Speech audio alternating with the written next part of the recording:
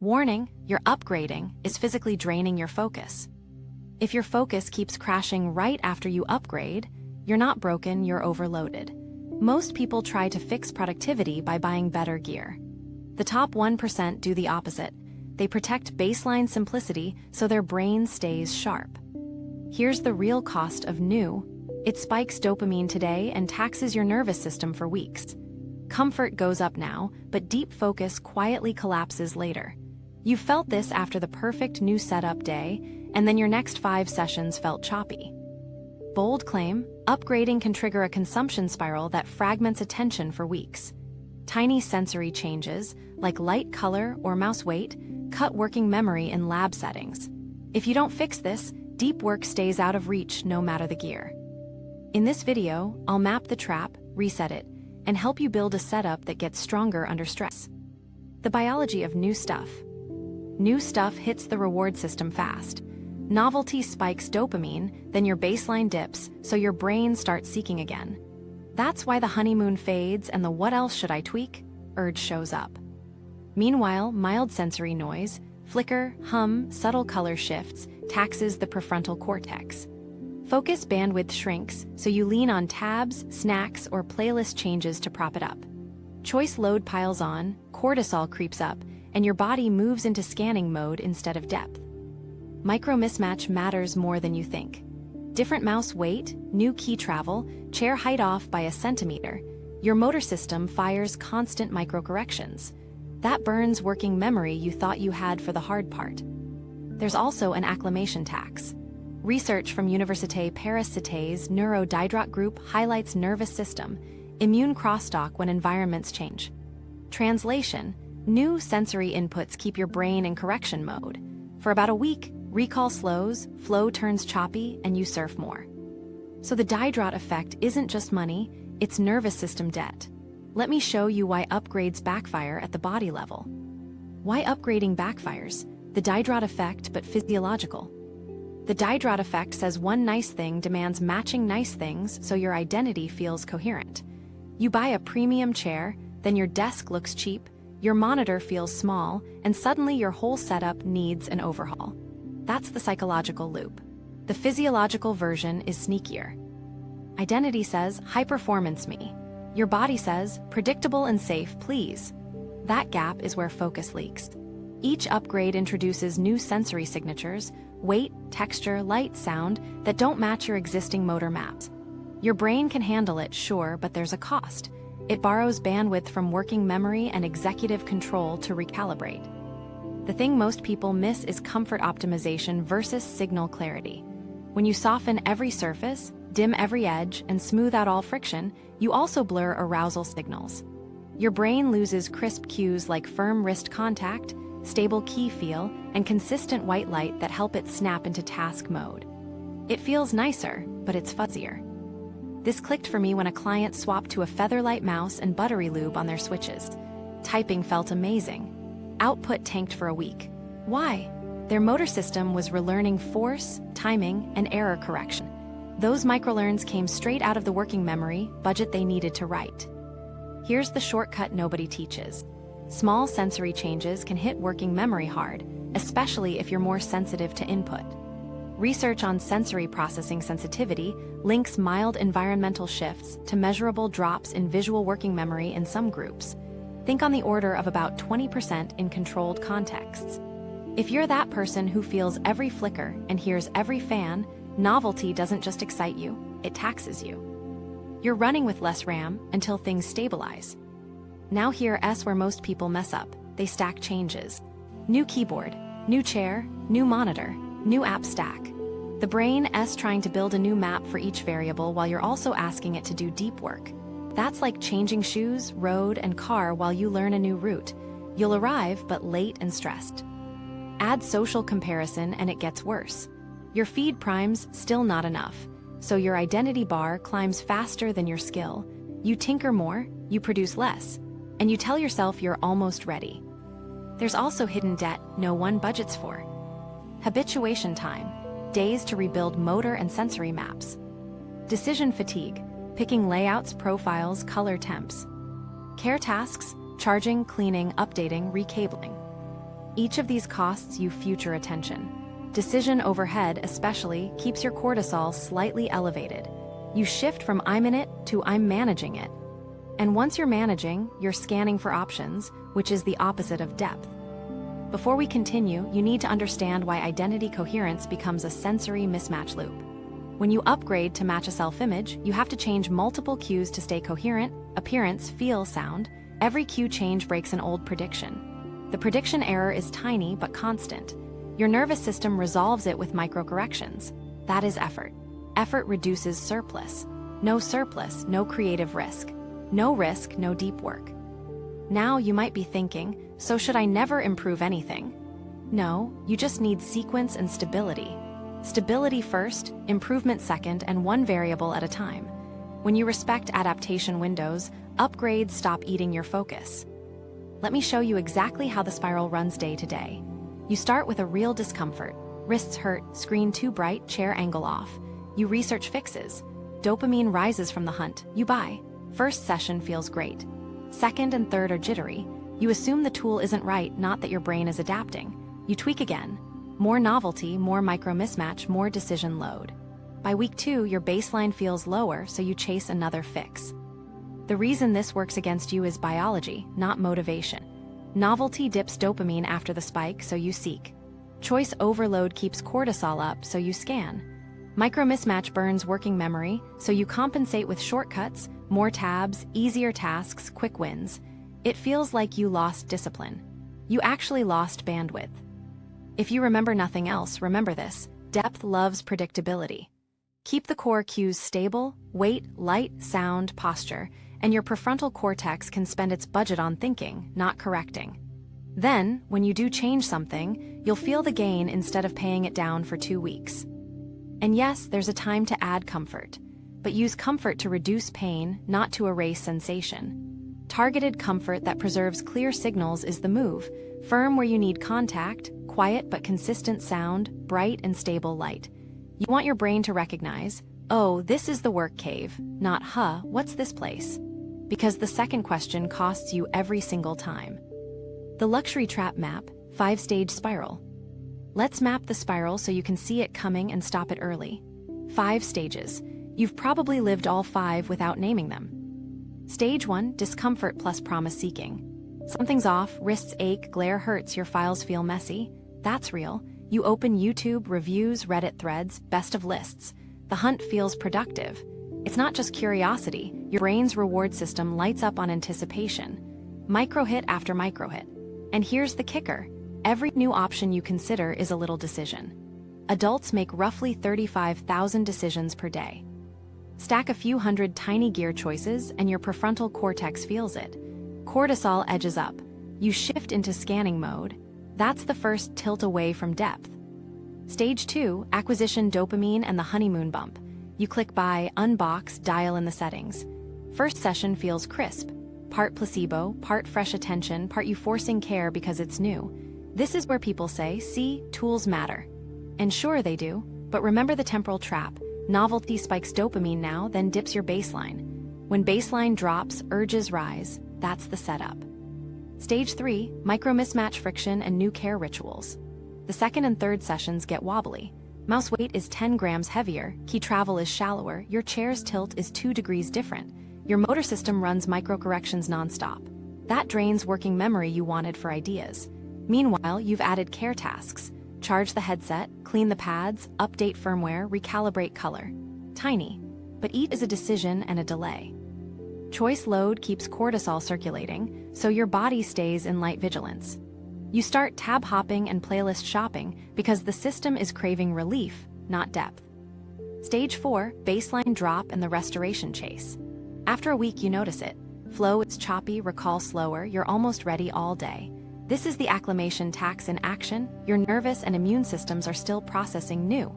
Translation: your brain is in correction mode, not creation mode. The mistake here is attribution. You blame the gear instead of the adaptation window. So you look for the next tweak to restore the honeymoon.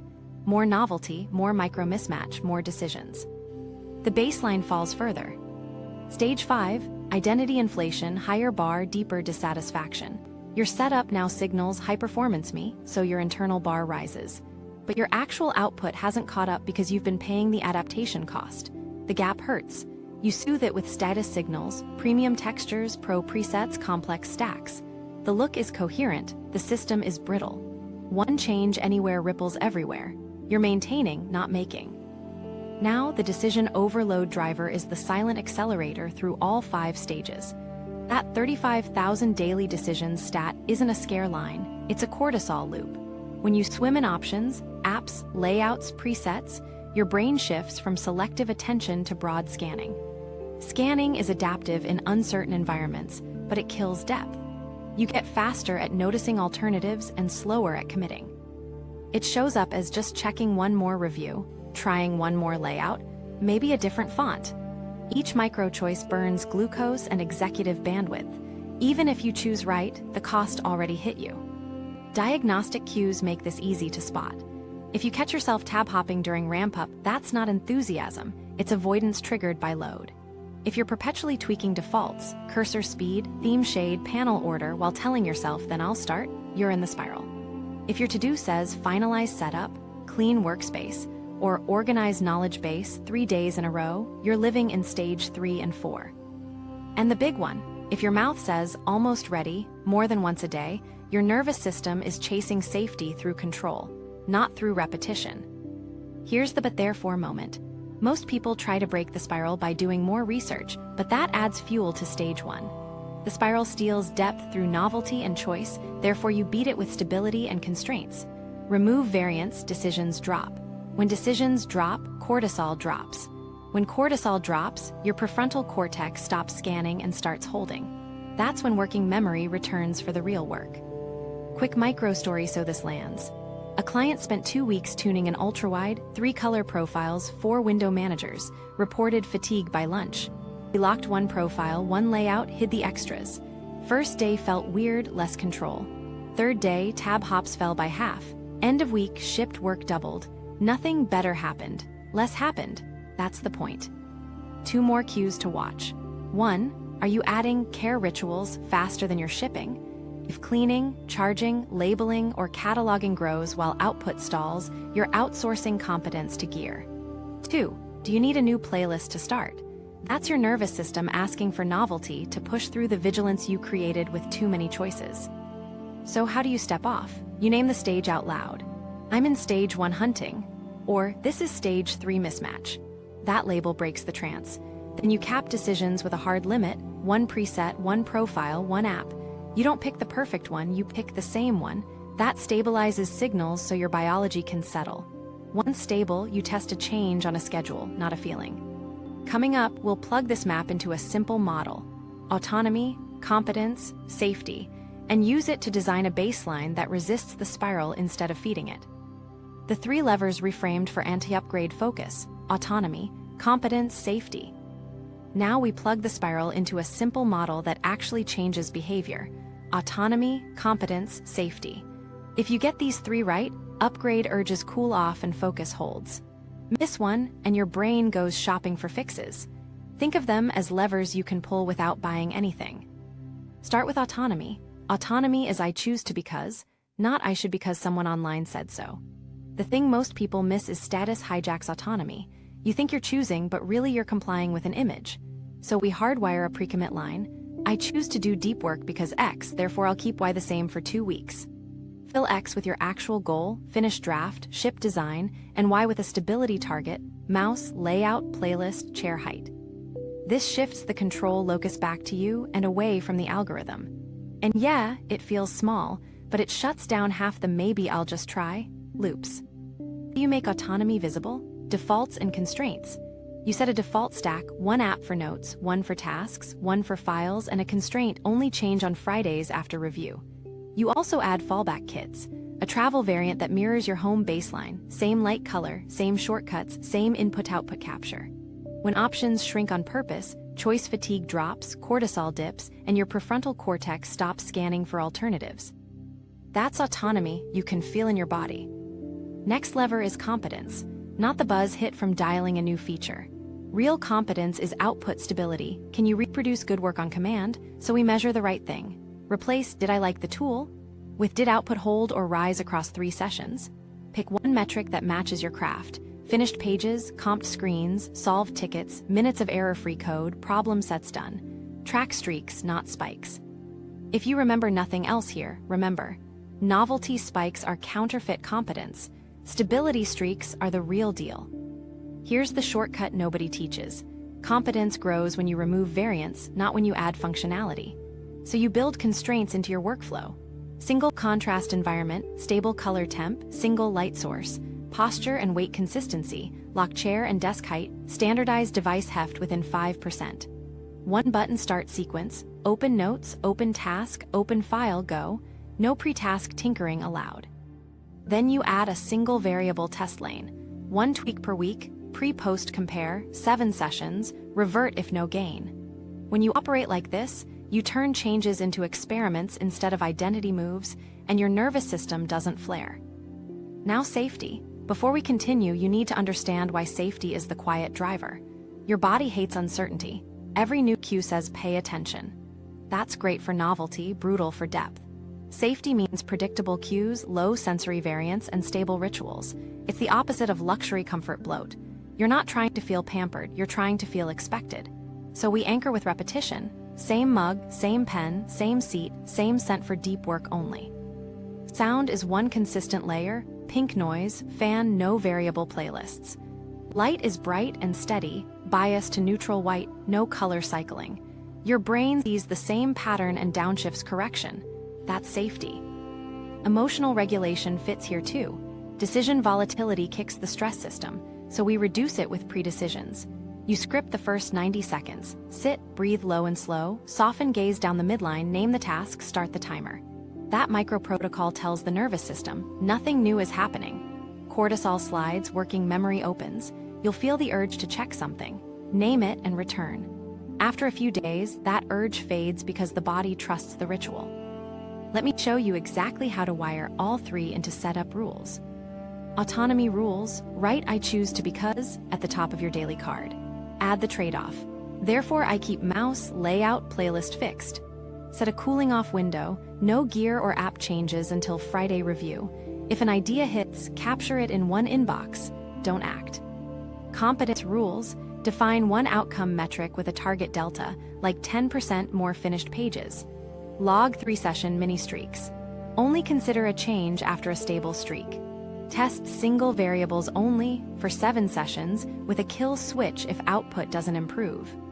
Safety rules, lock sensory cues, color temp, sound layer, seat height, typing surface. Build a one-button start. Add a fallback kit that mirrors home, same shortcuts, same pen weight, same light profile. Schedule maintenance, clean, charge, check, same day, same order. Once you nail that, everything else clicks. The upgrade itch doesn't disappear, it just loses leverage. Because autonomy says you're choosing the mission, competence says you're winning by results, and safety says your body is okay right here. And when your body is okay, your brain stops shopping, stops scanning, and finally holds the thread. This next part separates beginners from pros. We're going to lock a baseline so tight it delivers flow on demand. That's your minimum viable momentum workspace, and it's where your setup starts paying you back. Minimum Viable Momentum, MVM Workspace, locking a baseline. Minimum Viable Momentum is the smallest reliable setup that gives you flow on demand. Not the prettiest, not the most future-proof. The rig you can sit down at, press one thing, and your brain knows exactly what to do. When this clicks, upgrades stop being tempting because you don't need them to get rolling. Here's the idea. We strip the workspace to only the cues that matter for starting, staying, and shipping. Everything else is a maybe later accessory, parked out of sight.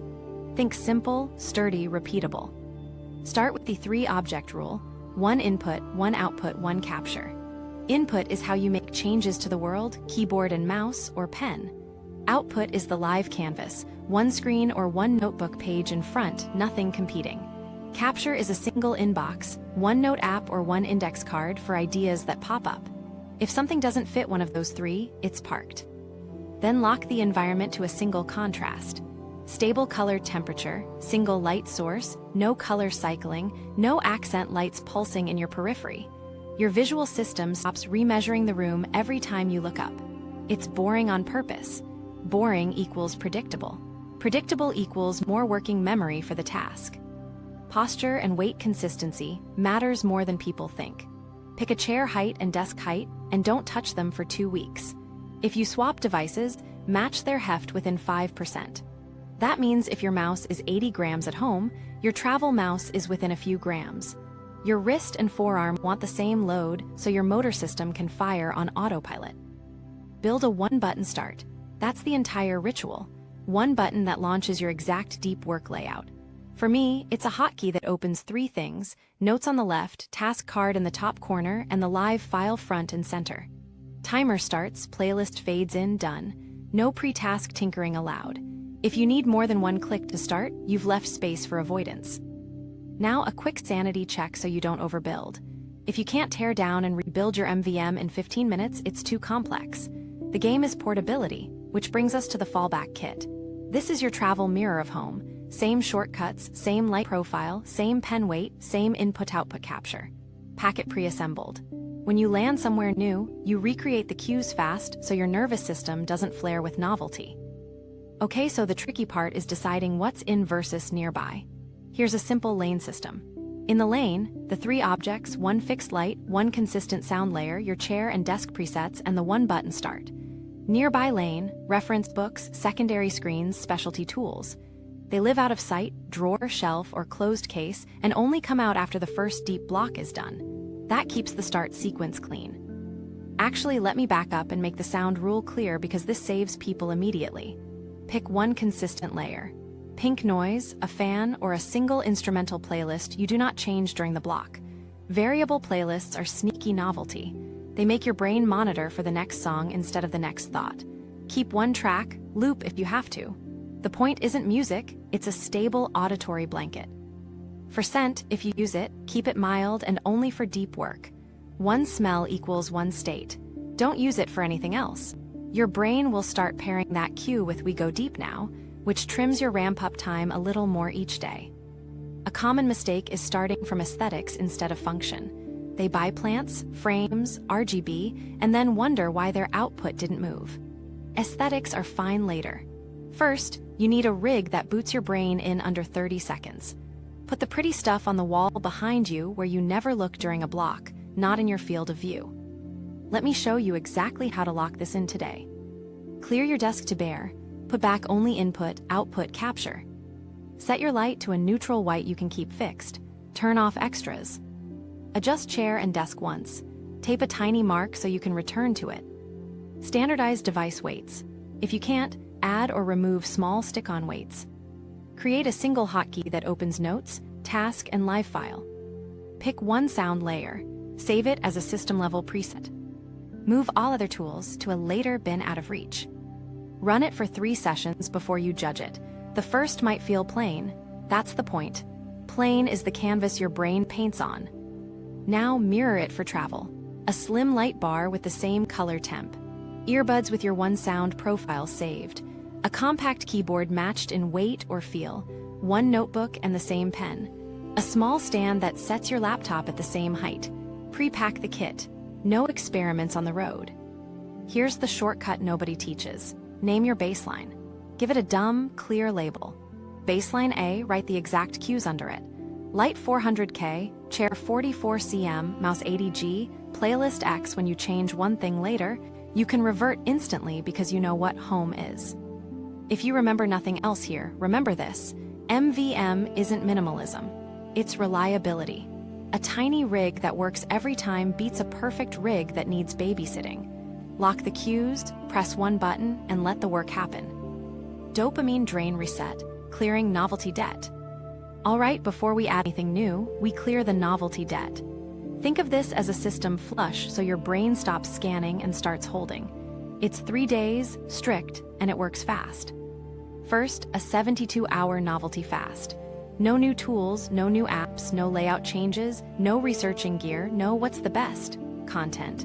If a tweak idea pops up, capture it in your single inbox and walk away. This isn't punishment, it's a cortisol reset. Every avoided choice is a tiny win your nervous system feels. Next, a sensory monotony diet. Same playlist every block, same mug, same pen, same seat, same light. Don't swap scents, don't rotate headphones, don't change wallpapers. When the cues stop changing, your brain stops remeasuring. That frees up working memory you thought you'd lost. Boring is medicine for the next 3 days. Lock the task loop with identical start and end rituals. Start, sit, 1-button launch, 60 to 90 seconds of downshift. End, stop timer, write a 2-line summary, type tomorrow's first line, kill gaps. Bookend every block the same way. You're telling your body, nothing new to monitor. That lowers vigilance and makes the next start easier. Add micro deprivation to cut visual noise. Set your desktop to grayscale or a plain neutral. Hide the dock or taskbar. Nuke widgets. Turn off badging. Close floating tool panels you don't need for the current task. The rule is simple. If it moves or flashes and isn't the work, it's gone. Less scanning, more staying. Now the physiology piece that changes the whole feel. Do a 90-second breathing and gaze protocol before each deep block. Inhale through your nose for 4, hold for 1, exhale for 6 to 8, repeat. Keep your gaze soft, slightly down the midline, not darting. That combo nudges your stress chemistry down and opens attentional bandwidth. It's quick, and you'll feel it by the 3rd breath. During the reset, no variable playlists. Pick a single layer, pink noise, a fan, or one non-lyrical track and don't touch it. Variable music is sneaky novelty. Your brain will keep half an ear out for the next change. We want all ears on the work.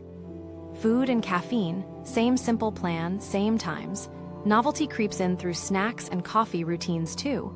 You're aiming for predictable input, predictable output. Hydrate, sure, but skip the new roast and the mid-block treat experiment. Save that for after day 3. What about breaks? Keep them low variance. Stand, stretch, water, brief walk if you can, then sit back in the exact same posture. Don't touch settings. Don't check gear threads. No quick reorg. Your only job is to let the nervous system realize nothing dangerous is happening, so it can stop flooding you with fix-it urges. Expect day 1 to feel weird. You'll itch to tweak. That's the dopamine dip pulling you to seek. Expect day 2 to feel flat. That's normal, your baseline is leveling. Day 3 usually clicks. Ramp up shortens, tab hopping drops, single task time goes up. Watch for those cues, not vibes. Reintroduction is where most people blow it. You don't earn dessert by adding 3 changes at once. You earn it by testing one variable only after output stabilizes. Criteria is simple. Objective output improves 3 sessions in a row compared to your last week. Pick one clear metric: finished pages, solved bugs, comped screens, whatever fits, and only greenlight a tweak when that metric holds or rises across 3 consecutive deep blocks. When you do reintroduce, make it small and measurable. One keycap profile, not a whole keyboard. One mouse DPI notch, not a new device. One note template tweak, not a new app. Then run 7 sessions with that single change. If your metric doesn't improve, kill switch. Revert to baseline, a no sunk cost speeches. You're a scientist now, not a shopper. Tie this to safety with a scent or sound anchor reserved only for deep work. One mild smell or one fixed track tells your body, we're back in the cave. Don't use it anywhere else. After a week, that cue trims ramp up by habit alone. 2 quick blockers to watch. 1. Stealth novelty. Swapping tabs, tinkering with window sizes, changing fonts for clarity. That's novelty in disguise. Lock the layout and live with it for the window. 2. Performative prep. If you're cleaning, cable managing, or color swatching before you start, you're seeking regulation through control. Name it, park it, start the block. If you remember nothing else from this reset, remember this. Predictability is what frees your prefrontal cortex, not motivation. 3 days of sameness gives you your bandwidth back. Then you can choose one precise change and actually feel the gain, instead of paying interest on 5. The anti-upgrade protocol, 7 guardrails. Cool, now that your baseline is stable and novelty is drained, here are the 7 guardrails that keep you from sliding back into gear chasing. Think of these as bumpers in a bowling lane. They don't slow you down, they stop the gutter balls. Guardrail 1, the pre-commitment phrase, you write, for example, I choose to finish chapter 3 this month, therefore I'll keep my mouse, layout, and playlist fixed for 14 days. Say it out loud each morning. It sounds silly. It flips your brain from status chasing to mission chasing. The trade-off clause kills the wiggle room where impulse lives. Guardrail 2, the cooling off window. 14 days of simulated use with your current tools before you buy anything. You recreate the promised benefit without the purchase. Want a new note app? Mimic its tag system in your current one for 2 weeks. Want a new chair? Fold a towel, change the angle, see if the posture shift helps. If the simulation moves your output, then maybe the purchase is worth testing. If not, it was fantasy. Guardrail 3, the mismatch audit. Before you touch gear, list the micro frictions you actually feel. Pointer overshoots on fine edits, wrist ache after 40 minutes, glare at noon on white backgrounds, saccade fatigue from too wide menus. Then fix the process or settings first. Cursor acceleration curve, work rest ratio, blinds angle, menu scaling. Gear is last. Most of the time, you'll find a process bug pretending to be a hardware problem. Guardrail 4, the 30-day stable results rule. You only consider a material change after a 30-day streak where your output held or improved with the current setup. Why? Because you need a clean signal. If the last month was choppy, any change will look like a fix purely because novelty feels good. Stability first, then experiment. No stability, no data. Guardrail 5, replacement parity. When you do replace, you match weight, travel, ergonomics, and portability within 5%. New keyboard, key travel and actuation force within range. New mouse, match weight and shape class. New headphones, same clamp force, same profile saved. Travel gear mirrors home. The reason is simple. You want your motor maps to transfer so you don't pay the acclimation tax twice. Guardrail 6, single variable testing. One tweak per week with a clear metric. Define the hypothesis. Switching to 120 dpi cuts fine edit time by 10%. Run 7 sessions. Track the number, no vibes, no, it feels smoother. Either the metric improves or it doesn't. If it does, keep it and rename the new baseline. Baseline B. If it doesn't, kill, switch, and revert same day. You are not obligated to like the thing you bought. Guardrail 7, exit criteria. Flow drops 2 sessions in a row, revert immediately. Don't troubleshoot mid-block. Don't browse forums. 0 rationalizing sunk costs. Your nervous system is flashing a mismatch signal. Respect it. Go back to your last known stable baseline and finish the work. You can test later in the test lane, not inside your deliverable window. Now, a few glue rules that make the 7 stick in real life. First, set a Friday review ritual. That's the only time you can greenlight a test for the next week. Outside of that window, you capture ideas in your single inbox and keep moving. This buffers impulsive tweaks and gives you 5 straight days of predictable cues, exactly what calms scanning and returns bandwidth. Second, log your baselines like version control. Baseline A, list light temp, chair height, device weights, DPI, audio profile, layout hotkey. When you keep a clear record, reverts are instant. You're not guessing. And the simple act of writing specs lowers the need to keep them spinning in working memory. Third, separate play from production. If you love tinkering, totally fine, build a sandbox hour on weekends. Different desk, different profile, different user account. Go wild, but never cross those experiments into your production rig until they've passed a 7-session test with a real metric. Fun is fun, work is work. Common failure modes to watch. Stack changes and stealth identity plays. Stack changes look like new keyboard and monitor in the same week. Don't, you'll never know what helped or hurt. Stealth identity plays show up as pro presets, creator bundles, studio grade. Ask, what exact outcome improves? If you can't state a metric, it's status. Quick micro story. A video editor wanted color accurate grading, jumped to a curved ultra wide and a new control surface. 3 weeks later, they reported eye strain and timeline drift. We ran the guardrails. Mismatch audit flagged saccade load. Replacement parity moved them back to a flat panel within 5% pixel pitch. Single variable test kept only the panel profile. Output time dropped by 12%. The expensive surface, back in the box. No guilt, just data. One last linchpin, tie money to milestones. Set a simple finance trigger, no gear over a set amount unless you hit a 30-day output target. Ship first, shop later. That flips the dopamine sequence, reward follows delivery, not anticipation. If you remember nothing else from these guardrails, remember this. You're not anti-upgrade, you're anti-variance. Protect the signals, test with numbers, and let your biology settle before you touch anything. Next, we'll design sensory friction that keeps arousal in the focus zone without slipping into sleepy luxury. Comfort versus clarity, designing sensory friction. Let's talk comfort versus clarity because this is where well-meaning setups quietly kill focus. Over soft spaces feel amazing for 5 minutes and then your arousal drifts down. You get cozy, your vigilance drops too far, and task engagement gets leaky. That plush chair, thick cushion, warm dim lamp, great for recovery, not for deep work. You want alert, not drowsy. Comfort should remove pain, not erase sensation. So we add targeted friction. The game changer nobody talks about is cool air. Slightly cooler than comfy keeps you alert without stress. Think 1 layer colder than you'd wear for Netflix. Pair that with an upright seat angle, hips just above knees, back at about 90 to 100 degrees, not a lounge recline. You want your posture to signal forward. Firm wrist support matters too. Soft pads feel nice but collapse, which blurs proprioception. A stable, slightly firm edge or rest gives your brain a clear map of where your hands are. Visuals next.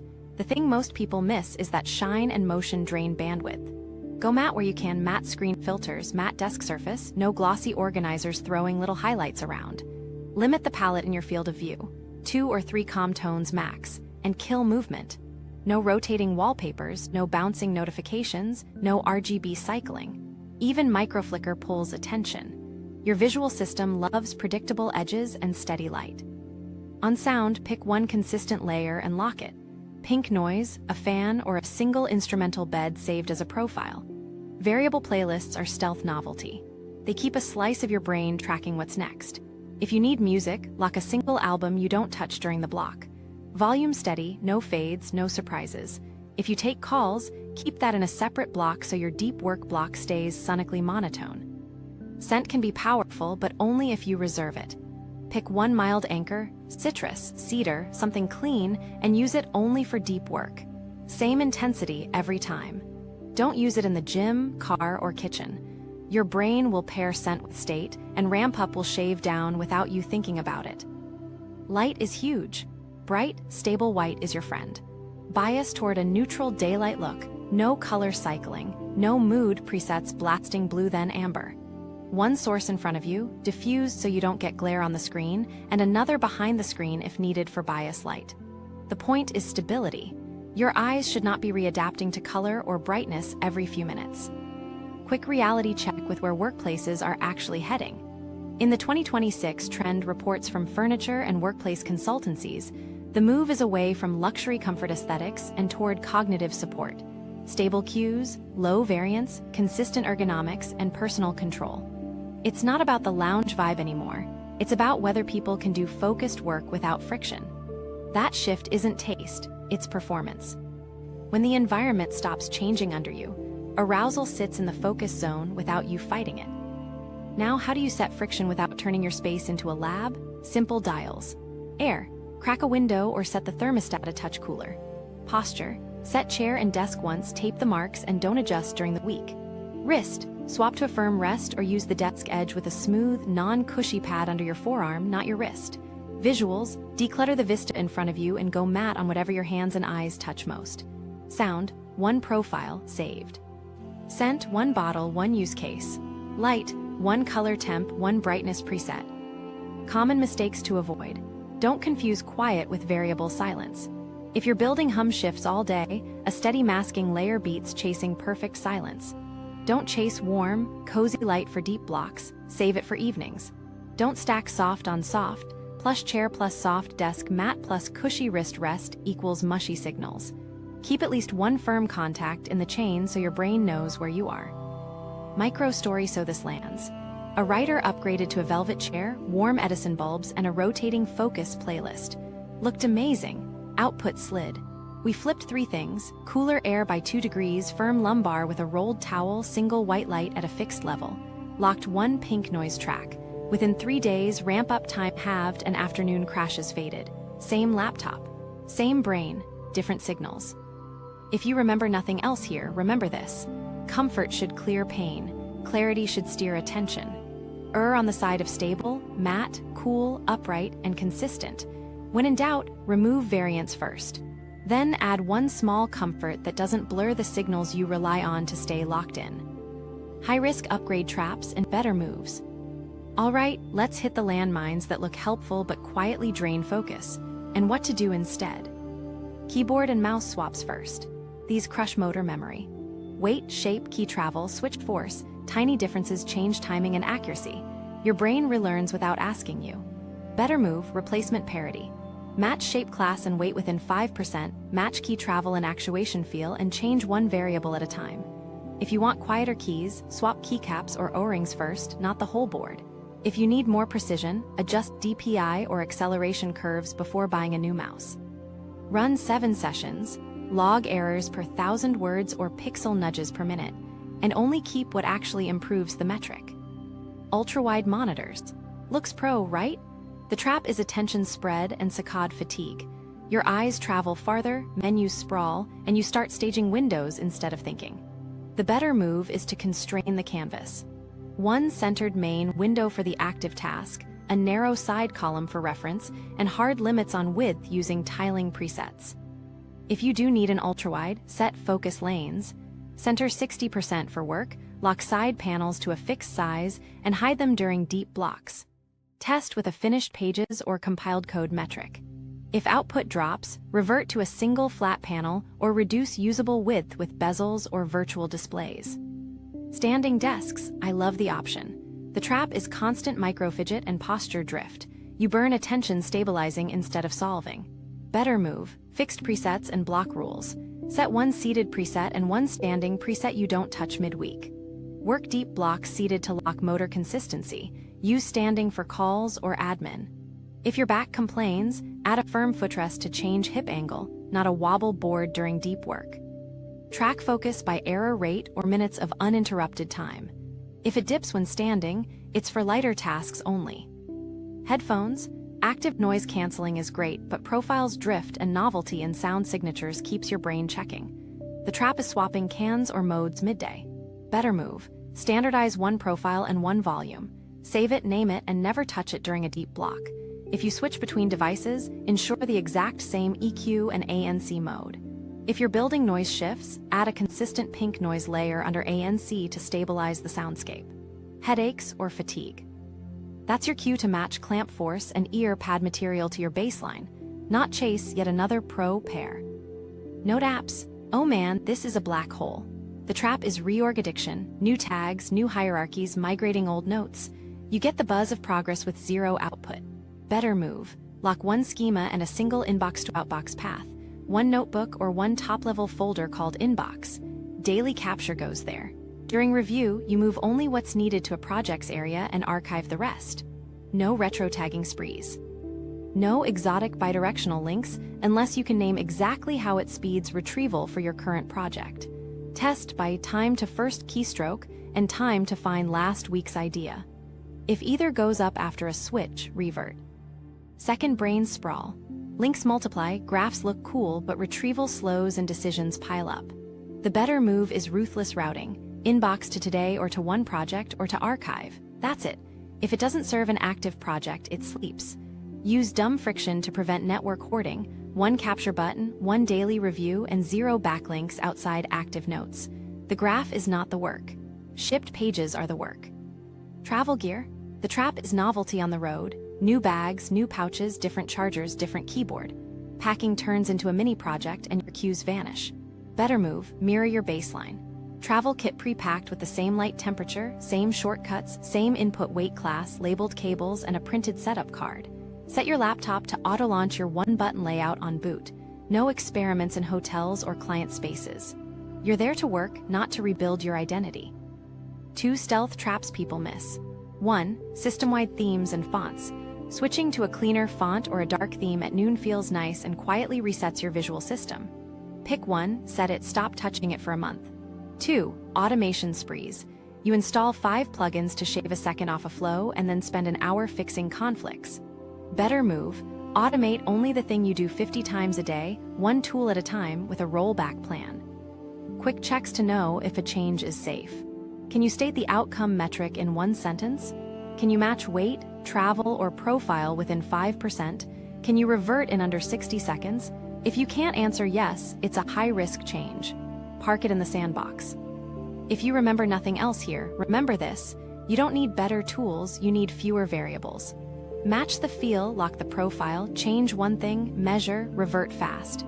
Do that and upgrades stop being traps. They become quiet wins. Micro stories. Intention right arrow, obstacle right arrow, stakes right arrow, resolution. Client 1, the Silent Keys saga. Intention, he wanted quiet so he could write at night without waking his partner. Obstacle, the upgrade, new board, new switches, felt buttery but changed key travel and actuation. His fingers overshot, typos spiked, and his rhythm broke. Stakes, 2 client deadlines in 10 days and he felt his writer identity slipping. Resolution, we didn't toss the board, we swapped back his old keycaps and added thin O-rings to damp sound without changing feel. We matched travel within 5%, locked 1 playlist and ran 7 sessions. Typos dropped by 30% versus the first upgrade week, pages returned to baseline by day 3, and he hit both deadlines. Quiet, same feel, no relearning tax. Designer with the curved, color-accurate display. Intention, nail color proofing for print clients. Obstacle, the curve widened his saccades, menus sprawled, and he started head-turning to manage palettes. His eyes got tired by noon. Stakes, he had 2 campaigns with tight review cycles, and every revision felt slower.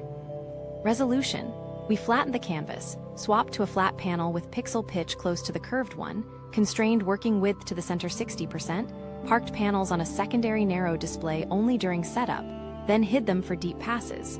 We standardized 1 color profile and stopped mid-day toggles. Within a week, his afternoon fatigue dropped, revision turnaround tightened by 12%, and he kept the color accuracy without paying the eye scan tax. The plush chair napper, this was a writer who thought comfort equals focus. Intention, fix back pain, stay longer at the desk. Obstacle, the premium chair was so soft he subtly reclined, arousal drifted, and his sessions turned into yawns and scrolling. Stakes, book deadline 6 weeks out, chapters slipping. Resolution, targeted friction. We added a firm lumbar with a rolled towel, raised the seat so hips sat just above knees, cooled the room by 2 degrees, and swapped warm lamps for a steady neutral white. 1 consistent pink noise layer, no playlist roulette. 3 days later, his ramp-up halved and he doubled finished paragraphs per block. Pain gone, clarity back, 0 naps. Student with app-hopping habits. Intention, organize everything so I study smarter. Obstacle, he rebuilt systems weekly, new note app, new tags, new templates, retrieval slowed and review time ballooned. Stakes, midterms in 2 weeks, anxiety rising, sleep tanking. Resolution, 1 schema, 1 inbox. We locked capture to a single folder, set a dumb route, inbox to today or to course or to archive, no backlinks unless tied to a live exam outline. Friday was the only tweak window. We also ran the 72-hour novelty fast. No tool content, no theme swaps.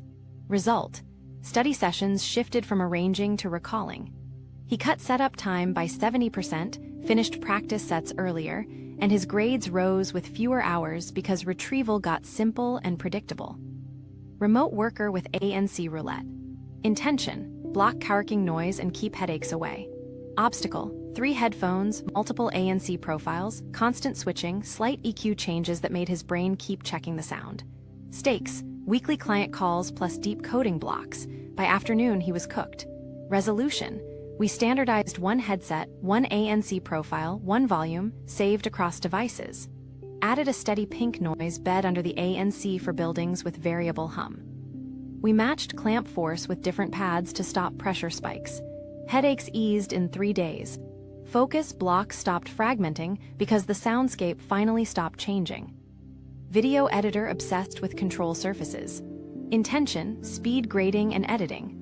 Obstacle, he added a control panel and remapped keys, then jumped to a new panel the next week. Muscle memory never settled, every cut required conscious thought. Stakes, weekly upload slot, sponsorship on the line. Resolution, mismatch audit first. Most time was lost finding the right clip, not the cut. We reverted to the old keyboard, kept 1 jog wheel, locked a single layout, and ran a 7-session metric. Time from ingest to first cut and total edits per hour. Gains showed up only after day 4 because adaptation finally finished. He met the slot and learned the simple truth: 1 tweak measured, or it doesn't count. Researcher with the ultra-wide spreadsheet dream. Intention, see everything at once. Obstacle, attention scatter, she scanned columns instead of analyzing. Stakes, grant deadline, she needed clean models, not panoramic views. Resolution, we created focused lanes on the same monitor. Center pane fixed to the active table width, right pane for notes, left pane hidden during analysis. Single color profile, single font, no mid-block zooming. She finished the models 2 days early because her eyes stopped traveling a marathon. Developer traveling weekly. Intention, work anywhere. Obstacle, every trip meant a new bag, new keyboard, new chargers, the queues never matched, so ramp-up time exploded. Stakes, client sprints didn't care about jet lag. Resolution, mirror kit. Same pen, same shortcuts, same light bar color temp, same mouse weight class, pre-packed. Laptop auto-launched the one-button deep work layout. Airport lounge or hotel desk, it felt like home. First block landed in under 5 minutes, not 20. Here's the pattern across all of them. Intention was solid, the obstacle was variance. The stakes were real, deadlines, health, grades, money. The resolution was always the same playbook. Match feel, reduce options, lock queues, test one change, measure, and revert fast if flow drops. You don't need better gear signals. You need stable ones your nervous system can trust. Once trust returns, focus shows up like clockwork. Identity without upgrades, status shifts that don't drain focus. So let's scratch the identity itch without lighting your brain on fire. You want status, cool. Just shift it from gear signals to proof you can produce on command. When status equals output, not objects, the upgrade urge loses teeth. Start with visible skill, not visible stuff. Build a public dashboard that shows what matters. Finished pages, shipped designs, bug fixes, study hours that led to solved sets. Keep it boring and real-time. No glossy mock-ups, no mood boards, just a running counter and a simple chart. People read consistency as competence. And honestly, so does your own nervous system. When you look at a streak that's climbing, you don't need novelty to feel good. You've got evidence. Next, ritual prestige. Make your fix start ritual your brand. The 3-step you do every single block, 1-button launch, title the task, hit the timer becomes your calling card. Say it out loud, share a clip of it, teach it to a friend. Rituals signal mastery because they're repeatable and light. And once your body trusts the ritual, ramp-up shrinks. That's status you can cash in daily. Now a game that sharpens you and looks impressive without draining focus, mastery constraints. Pick a 1-pen, 1-notebook, 1-font challenge for 30 days. Sounds silly. It's actually power. Constraints shift attention to craft. You'll get tighter with structure, faster with recall, and your brain stops scanning for better options because there aren't any. Share a weekly page or screenshot. The flex isn't the tool, it's the line quality, the argument clarity, the problem you solved. Build a proof of work wall, literally on your wall or a single page online. Tiles of shipped outputs, articles, mock-ups, commits, study summaries, videos, date stamped. Unpolished is fine, done beats pretty. When you feel the itch to browse a new mic or theme, look at the wall. Ask one question: does a new thing add a tile faster? If you can't answer yes with numbers, pass. Use social pressure the right way, no upgrade streaks with peers. Make a tiny pact, 4 weeks, 0 changes besides maintenance, and post weekly metrics. Pages drafted, 12. Blocks completed, 10. Flow dips, 1. It sounds dry. It's rocket fuel because you've made stability public. Breaking a streak now dings identity, so you stick.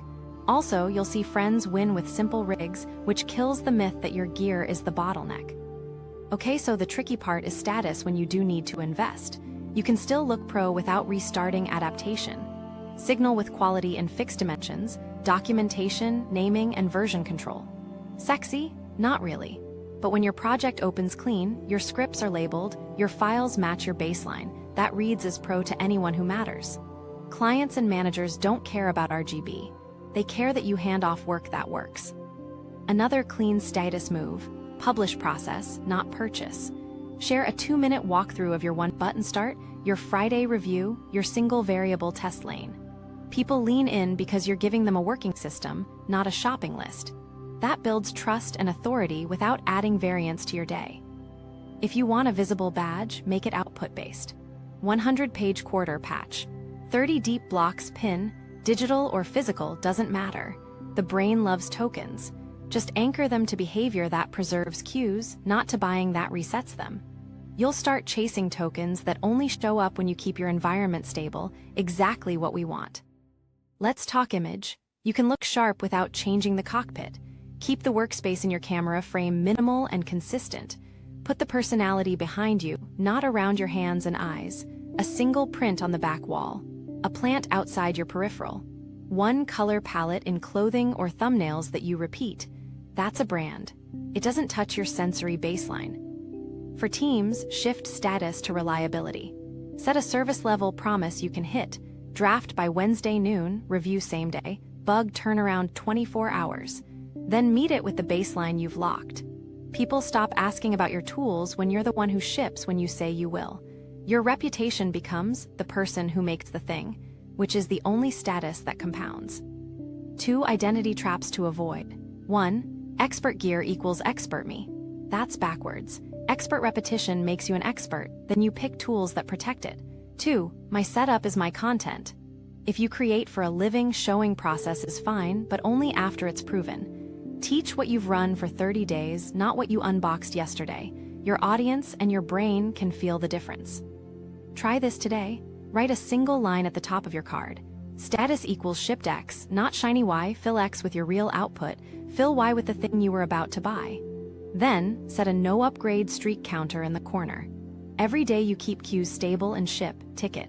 Share it weekly. Watch how quickly your urge to tweak fades once status comes from streaks and tiles. One more quick win. Rename your rig with identity you want. Studio 1. List the locked specs under it. When you test and keep a true improvement, bump to 1.1 and note the single change. You get the dopamine of progress tied to stability and data. That's identity, upgraded the right way. The upgrade decision matrix, less or equal to one variable at a time. All right, here's the simple matrix that kills buyer's remorse and keeps your focus clean. It's 4 parts: trigger, baseline metric, cost layers, experiment plan, and a 5th thing that saves you when you slip, the kill switch. 1 variable at a time, 7 sessions, numbers or it didn't happen. Start with triggers. You only consider a change if it fits one of 4 categories. Pain relief, reduces physical strain you can name and time. Time savings, cuts the clock on a repeatable task. Error reduction, lowers measurable mistakes on known moves. Energy gain, reduces fatigue inside a single deep block. If it looks cleaner, feels pro, or might inspire me, park it. That's status, not a trigger. Next, baseline metric. Define the target delta before you touch anything. 10% more finished pages per block. 5 minutes off compile to first edit. Errors per 1,000 words down by 20%. Minutes of uninterrupted focus up by 15. 1 metric only, tied to the trigger. Write it at the top of your card. Now the cost layers. This is where most people lie to themselves. Money is the easy part, you also pay. Acclimation time. Days of slower flow, while motor and sensory maps rebuild. Care tasks, charging, cleaning, updating, calibrating, recabling. Decision load, profiles, layouts, presets, theme choices. Failure risk, hidden bugs, fit issues, returns, second-order breakage. Give each cost a simple score from 1 to 5. If acclimation is new input device, that's a 4 or 5. If it's minor DPI tweak, that's a 1. You're building a quick risk profile, not a spreadsheet. Okay, so the experiment plan. 1 change, 7 sessions, pre-post compare. Here's the exact flow. Write the hypothesis in plain language. Reducing mouse DPI from 120 to 800 will cut fine edit overshoots by 20%. Lock every other variable for the week. Light, sound, layout, posture, playlist, tasks. Run 3 baseline sessions. First, if you don't have last week's numbers. Make the change.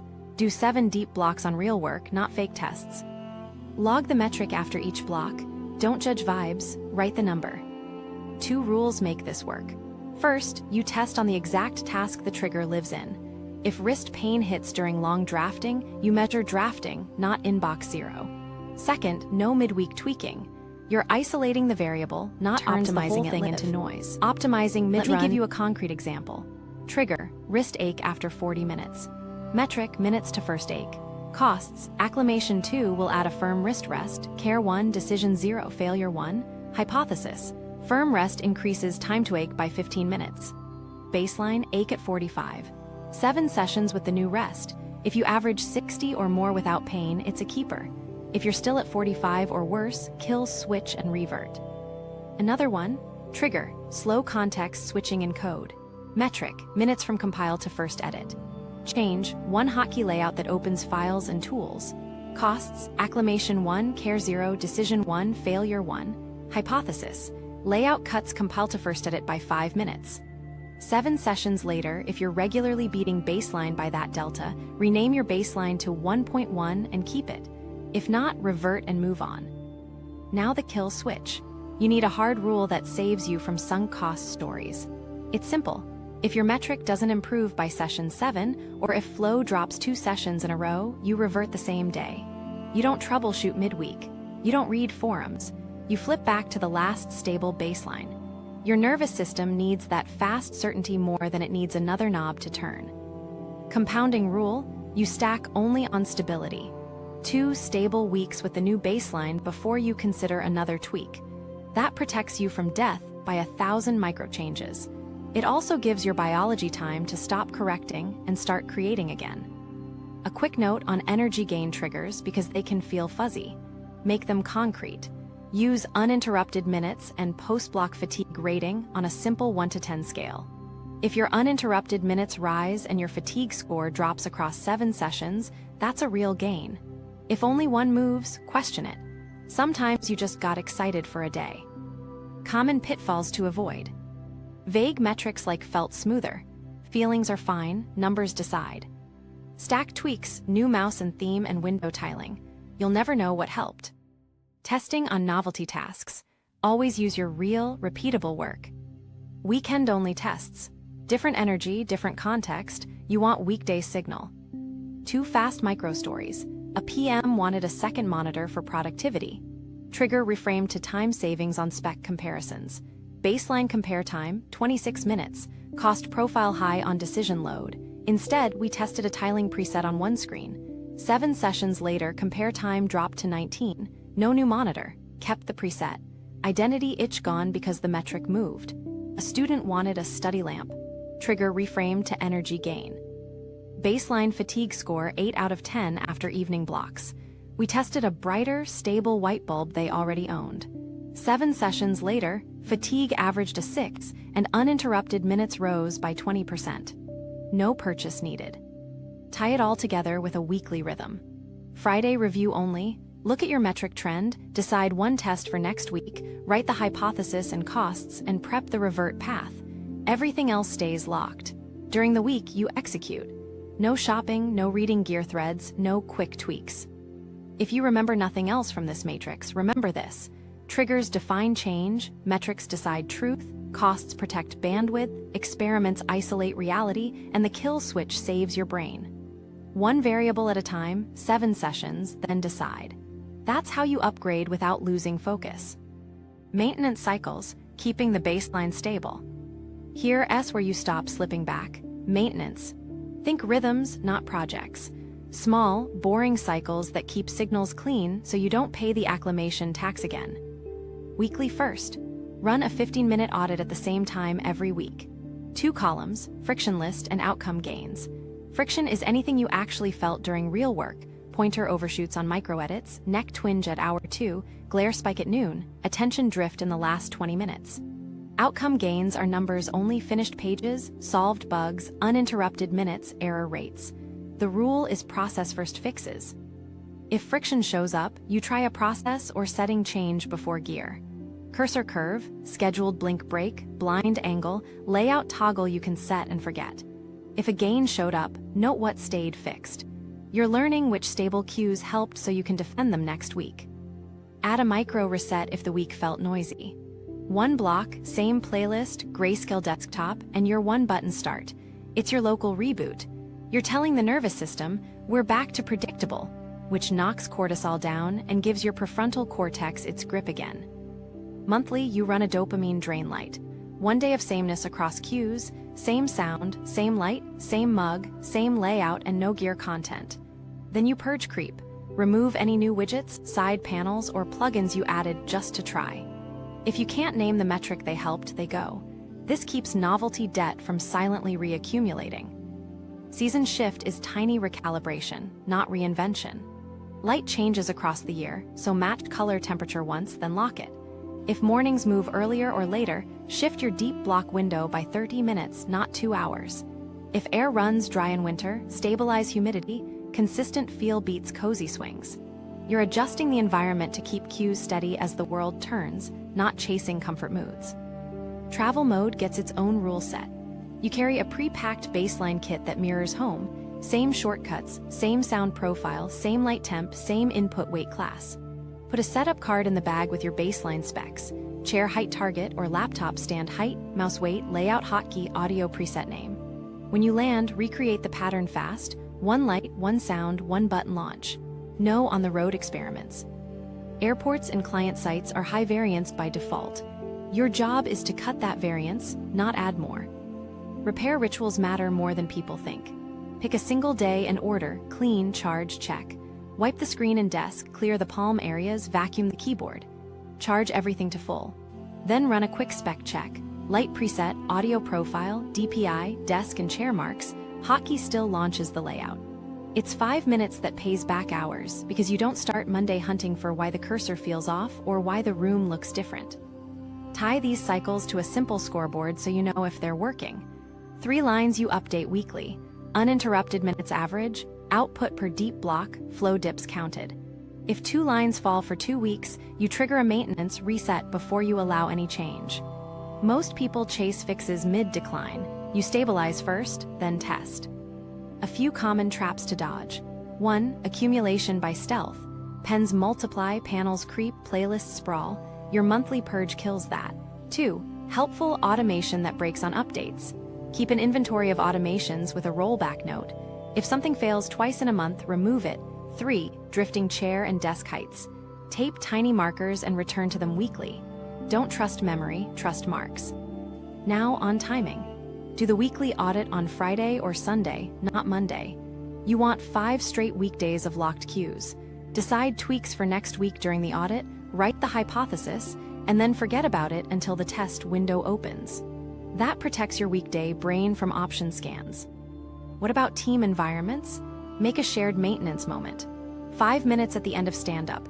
Anyone notice friction that's process fixable? Light too warm, playlist changing, open area too noisy at 10. Small, shared adjustments prevent a cascade of individual upgrades that fracture your collective baseline. Quick micro story.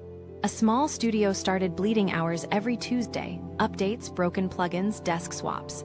We installed a Wednesday maintenance cycle: clean, charge, check, then a single hour for updates across all machines with a tested rollback. Tuesday recovered. Focus blocks stopped fragmenting because the environment stopped changing without warning. If you remember nothing else here, remember this: stability isn't a one-time win, it's a habit. Weekly audits catch drift. Monthly resets clear novelty creep. Seasonal tweaks keep cues steady as light and air change. Travel mirrors home. Repair rituals guard Monday. Keep the rhythm and your baseline keeps paying you back. Daily protocol, the zero upgrade workday. Morning start simple, same cue every day. Before you touch anything, drink water, open your notebook or notes app and write 1 line: I choose to finish X that anchors autonomy. Then hit your 1-button launch. No browsing, no checking. Sit, breathe low and slow, inhale 4, hold 1, exhale 6 to 8 for 90 seconds. Soften your gaze down the midline. Name the task out loud, start the timer. Your body reads the pattern, nothing new is happening. Cortisol slides, working memory opens. Block design is where the day's won. First block is your hardest task: deep thinking, draft, model, code. No meetings, no messaging, no tooling changes. You run the full MVM, single light, 1 sound layer, steady posture, fixed layout. Second block is an output sprint on the same project. You're compounding the same cues, that's where flow stacks. Save shallow work, email, and admin for later blocks. If you lead a team, guard those first 2 hours for everyone. Collective stability beats heroic effort. Capture lives in a single lane. When ideas pop up, errands, tweaks, we should try? You drop them in 1 inbox. Not 2, not 5. 1. No tagging mid-block, no resorting. You'll review it later. Right now, the job is to keep your prefrontal cortex from scanning for options. If you need a reference, you open it in the narrow lane you already set, then hide it when you're done. 0 app detours. Breaks are low variance. When the timer ends, stand, roll your shoulders, look at a far point to reset eye muscles, get water, quick walk if you can. 2 to 5 minutes back in the same seat, same posture. Don't change volume, light, or theme. Don't fix one little thing. The point of breaks is nervous system recovery without remeasuring the environment.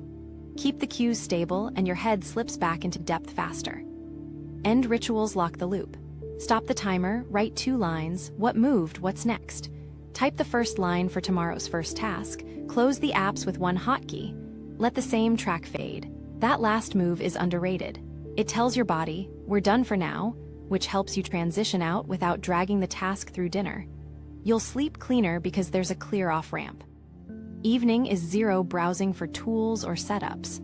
Fun is allowed, gear shopping is. If curiosity hits, capture it to the single inbox and pick it up at Friday review. Protect that gap. It's where your dopamine system resets so tomorrow's focus doesn't have to fight last night's novelty. Here's the now you try version. Write a 1-card plan each morning. Deep block A, hardest task, timer start, single sound, single light. Break, walk, water, far focus eyes, return to same posture. Deep block B, output sprint on the same project.